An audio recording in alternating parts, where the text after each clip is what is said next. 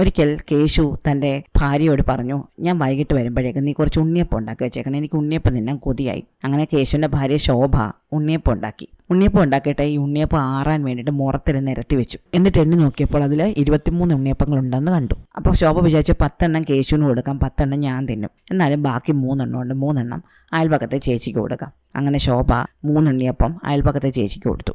കേശു വൈകിട്ട് ജോലി കഴിഞ്ഞ് വന്നപ്പോൾ ശോഭ 2 പാത്രം എടുത്ത് അതിൽ 2ലും 10 ഉണ്ണിയപ്പങ്ങൾ വീതം വെച്ച് കേശുവിൻ്റെ അടുത്ത് പോയി 2 പേരുടെ കഴിക്കാനിരുന്നു. അപ്പോൾ കേശു നോക്കിയപ്പോൾ മുറം കുറച്ച് ദൂരെയായിട്ടിരിപ്പുണ്ട്.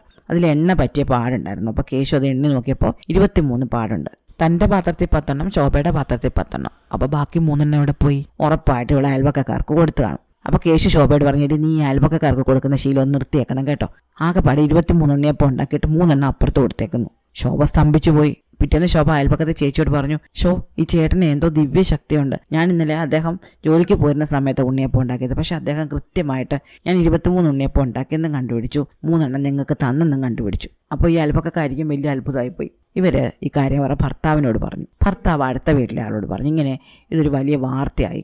അന്ന് വൈകിട്ട് കേശു ജോലി കഴിഞ്ഞ് നടന്നു വരുമ്പോൾ അവരുടെ തെരുവിൻ്റെ അറ്റത്ത് ഒരു മരമുണ്ട്. ആ മരത്തിൻ്റെ ചുവട്ടിൽ ഒരു കറുത്ത പശു നിൽക്കുന്നു. സാധാരണ അവിടെ അങ്ങനെ ഒരു പശുവിനെ കേശു നേരത്തെ കണ്ടിട്ടില്ല. അങ്ങനെ കേശു വീട്ടിൽ വന്നിരുന്ന് കഴിഞ്ഞപ്പോൾ ആൾക്കാർ അപ്പുറത്തും ഇപ്പുറത്തൊക്കെ ബഹളം വെക്കുന്നു. കേശു ചോദിച്ചപ്പോൾ അവരുടെ കുറച്ച് അപ്പുറത്ത് മാറിയുള്ളൊരു വീട്ടിലെ ആളിൻ്റെ പശുവിനെ കാണാതെ പോയിട്ടുണ്ട്. കേശു ചോദിച്ചു, ഒരു കറുത്ത പശുവിനെ അല്ലേ കാണാതെ പോയത്? അത് ആ തെരുവിൻ്റെ അടുത്ത് മരത്തിൻ്റെ ചുവട്ടിൽ നിൽപ്പുണ്ടല്ലോ, പോയി നോക്കിക്കേ. ആൾക്കാർ ചെന്ന് നോക്കിയപ്പോൾ പശു അവിടെ ഉണ്ട്. അതോടെ ആൾക്കാർക്ക് വിശ്വാസമായി കേശുവിന് ദിവ്യശക്തിയുണ്ട്. ഇത് നാടെങ്ങും വാർത്ത പരന്നു. രാജാവ് അറിഞ്ഞു. രാജാവ് കേശുവിനെ വിളിപ്പിച്ചു. എന്നിട്ട് കേശുവിനോട് പറഞ്ഞു, കേശു, എൻ്റെ ഭാര്യയുടെ മാല കളഞ്ഞു പോയി, നീ ഒന്ന് കണ്ടുപിടിച്ച് തരണം. കേശു ആകെ പെട്ടുപോയി.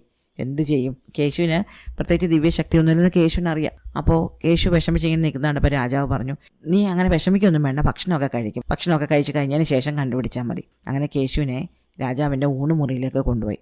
കേശു അവിടെ നോക്കിയപ്പം നല്ല ചോറും ചീരക്കറിയും തൈരും ഒക്കെ ഉണ്ട്. സാധാരണ നല്ല ഭക്ഷണം കഴിക്കുന്ന ആളാണ് കേശു, പക്ഷേ പേടിച്ചിട്ട് കേശുവിനൊന്നും കഴിക്കാൻ വയ്യ. അപ്പോൾ കേശുവിന് ഏറ്റവും ഇഷ്ടമുള്ള കറിയാണ് ചീരക്കറി. ആ ചീരക്കറി മേശപ്പുറത്തുണ്ടായിരുന്നു. അത് കണ്ട് കേശു കരഞ്ഞുകൊണ്ട് പറഞ്ഞു, ഇന്ന് ചീരക്കറി കൂട്ടാൻ, നാളെ മുതൽ ചീരക്കറി കൂട്ടാൻ ഞാനില്ലെങ്കിലോ.